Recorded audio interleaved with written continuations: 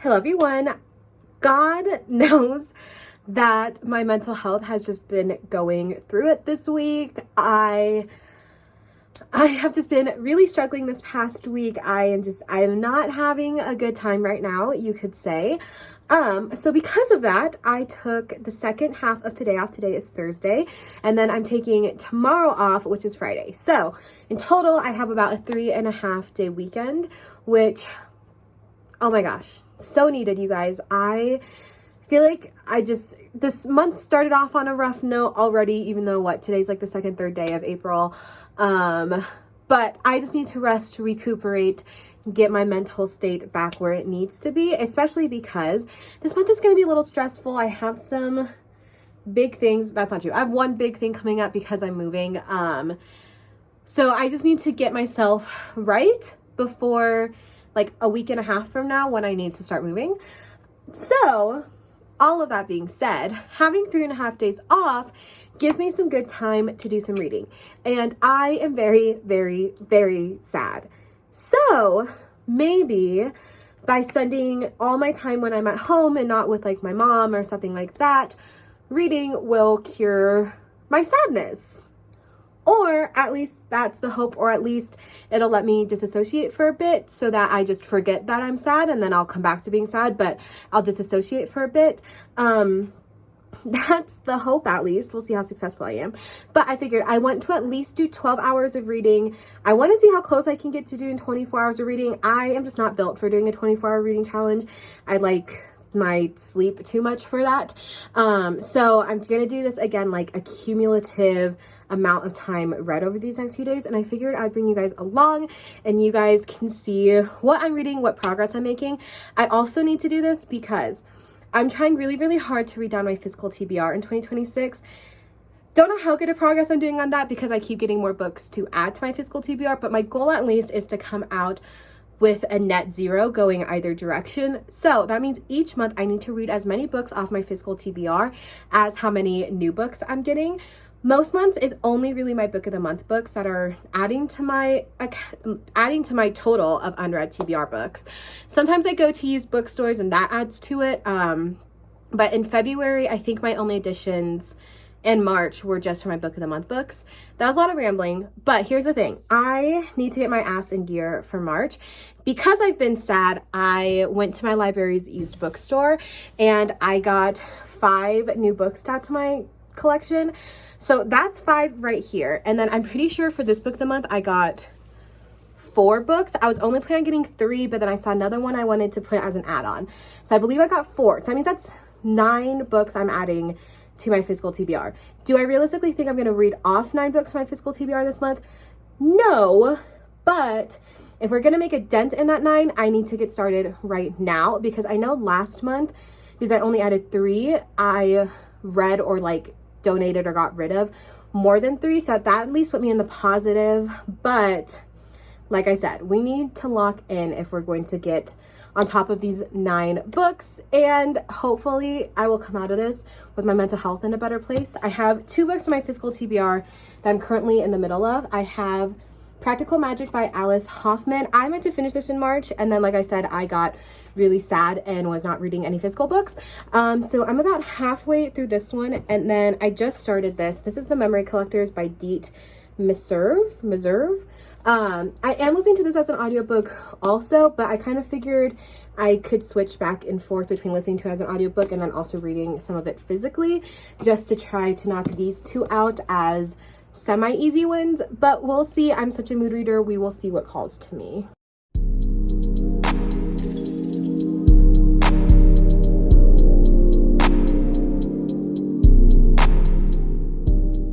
I just finished my first reading sprint. It was an hour and a half, and I've been reading The Memory Collectors by Deet Meserve. I started on page 13 and ended on page 154, which is chapter 19. I have been sucked into this book. I'm really, really enjoying it so far. I love a small world, interconnected characters story. It kind of reminds me of Here One Moment by Leanne Moriarty. I know they have very different plots, but it is kind of a similar lit fic sort of plot where you see as the book continues how all the characters are connected without them realizing it, and like the moments that they've been in the background of like each other's stories. So I'm really enjoying this. I feel like I'm making good progress, and we're just gonna keep pushing on to try to finish this.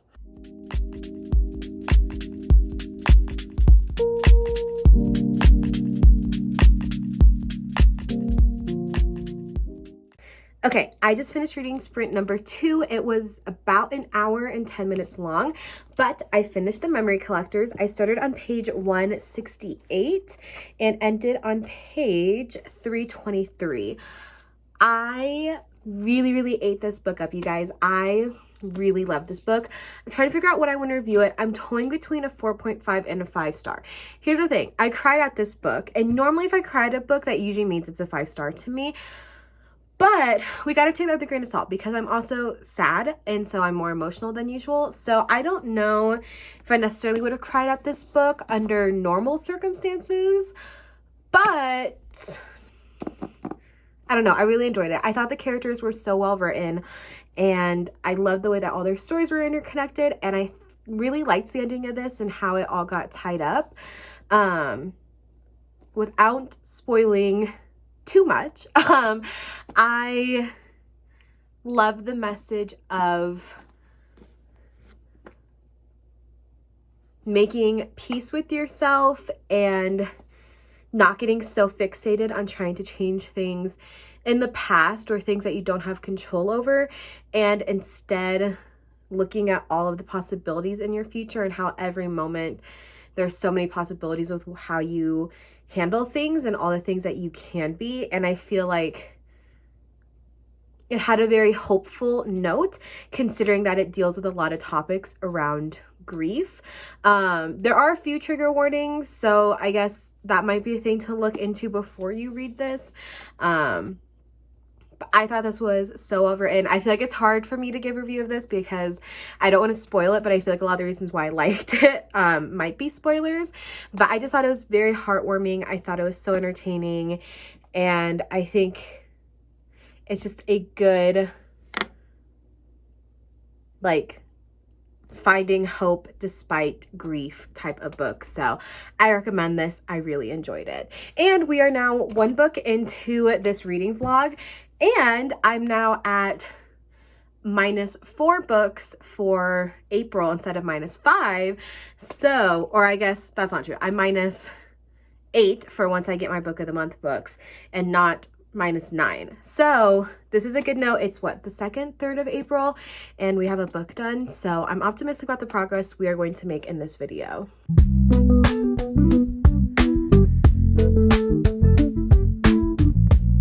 Good morning, everyone. Callie and I finished our 3rd reading sprint this morning.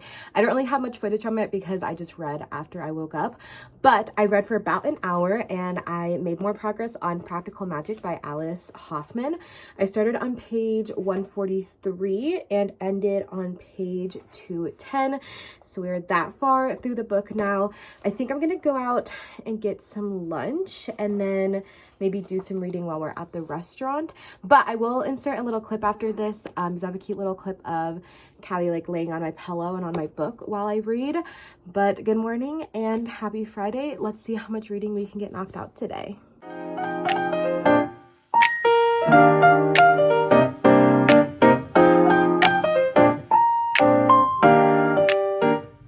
Hello everyone, reading sprint number 4, I believe, is done, and we have finished our 2nd book of this video. I finished Practical Magic by Alice Hoffman. So I started this reading sprint on page 210, I believe, 211, and then I finished on page 286. I love the movie version of this. I rewatch it multiple times a year. Like, truly, it is one of my biggest comfort movies. So I was like, I have had this thing on my TBR for so long, and I was like, I just need to read the book finally. And I'm gonna be honest, y'all, I like the movie more. And I feel like I don't say that a ton about like book to movie adaptations, but I don't know. I just think the cuts that they made for the movie and the way that they kept like the key elements but rewrote some of the aspects, I just think made the movie so good and really just added that cozy, like witchy feel to it. And this book definitely does not have the same like cozy spring or fall vibes to it. So I enjoyed parts of it for sure. I'm glad that I've now read the book, but I think I am just gonna stick to rewatching the movie. But I'm gonna keep this on my shelf. I feel like this is a fun book to have in my collection. So on to the third book, I guess, of this challenge. So I am now down to being -7 for books I brought in versus books I'm reading off of my TBR, and we started at -9.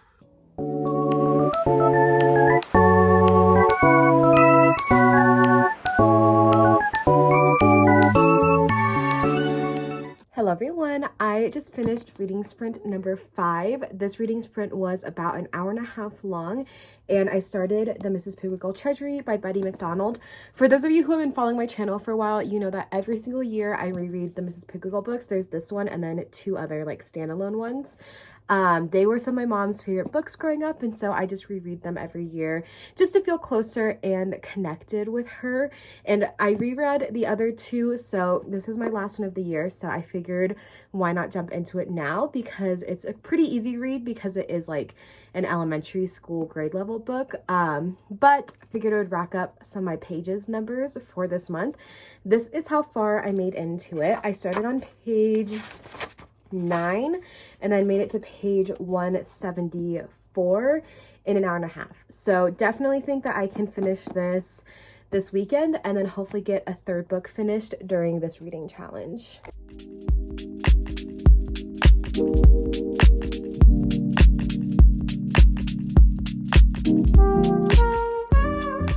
Hello everyone, I spent most of the day at my mom's house today, so I really did not get much reading done, but I did get my 6th reading sprint for this video done before I went to bed. I am still reading Mrs. Pickwickle's Treasury. I started on page 174 and then ended on page 294. So we only have this chunk left, which I feel like I can finish in one last reading sprint. So hopefully I will finish this weekend and we will finish this challenge with 3 books. But I was getting so sleepy reading this, so I will be back tomorrow to check in with y'all.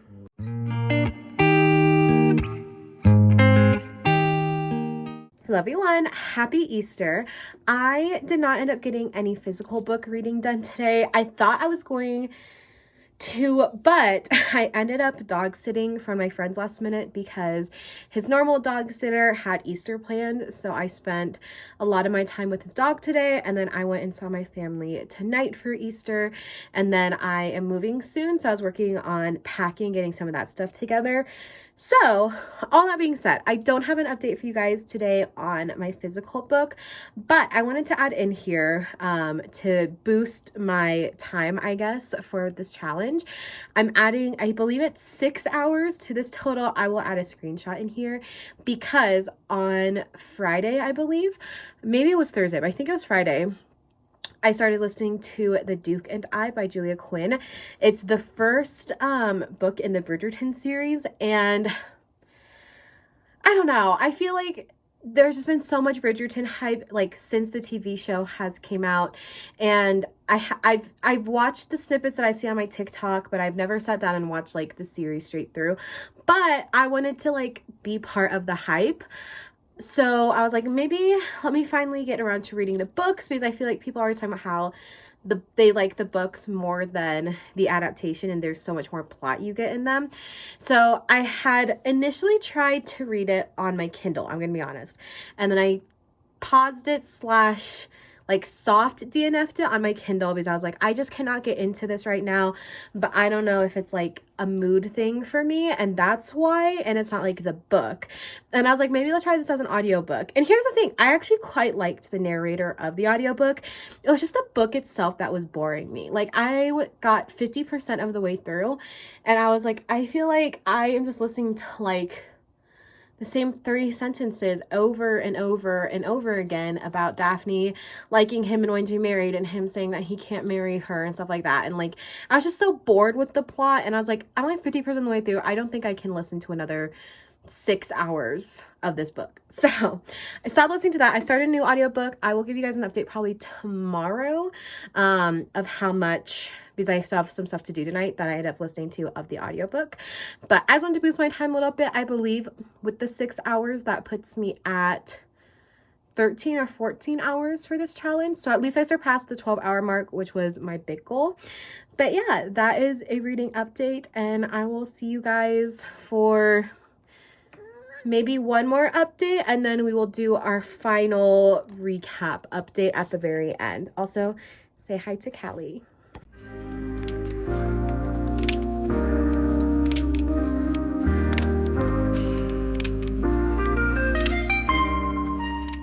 Hello everyone, we have another success. I just finished my 7th reading sprint, which was approximately 45 minutes, and during it I finished the Mrs. Pickle Treasury by Betty McDonald. I started on page 294 and finished on page 384. So we got a very good chunk done, and we are done with this, which means that we finished 3 physical books during this reading challenge. I'm very glad to have this done. One, because I really do like this book and I enjoyed reading it and it's a quick read, but also having finished this, it means that I'm done with my yearly reread of the Mrs. Pickle series, and I'm glad to have that done so we can move on to some other books. I love this series though. It is so nostalgic for me. I grew up on these books, and I don't know, I love rereading them. They're very calming to me and they remind me of my mom. But I am very excited to have this done, and that means we're at April 6th, and we have 3 books done. Let me do some math and I'll come back to you guys with an update. And also I need to give you an update on the audiobook that I have been listening to. All right, I will insert a screenshot somewhere on the screen, but I started listening to You Don't Look Your Age by Sheila Nevins, I believe is her last name. I got about 2 hours and 55 minutes into it, so we're gonna add that to our total reading time. Okay, here's the thing. I'm just not loving it. I started listening to it because it has a really, really stacked, like Hollywood actor narration cast. So I was very optimistic because of how like star-studded the voice casting is. But I'm just like not loving it so far. Like, it's fine. It's just, I don't know. It's not really wowing me, which I hate to say because I had really high expectations for it. But at least it's not a super long audiobook. So, I mean, I'm still going to plow through and just finish it, and then we can have another read for April. But unfortunately, I am not loving it. So, let me do some math and totals, and then I will come to y'all with my final recap. All right, y'all, I did my math, and here is our final reading recap. So I finished 3 books. I started and DNF'd 1 audiobook, and then I started and got 63% of the way through a second audiobook. So total, I read for 16 hours and 40 minutes the past few days, and I read approximately 1,182 pages. So what a way to kick April off with a bang. I am incrementally less sad. It did not help as much as I hoped it would, but you know, that's just how it is, and it is just time to pull myself up by my bootstraps and just plow on, you guys know. So I will see you guys for my next video, and let me know if you guys enjoyed this video and what else you guys would like to see from my channel and my content.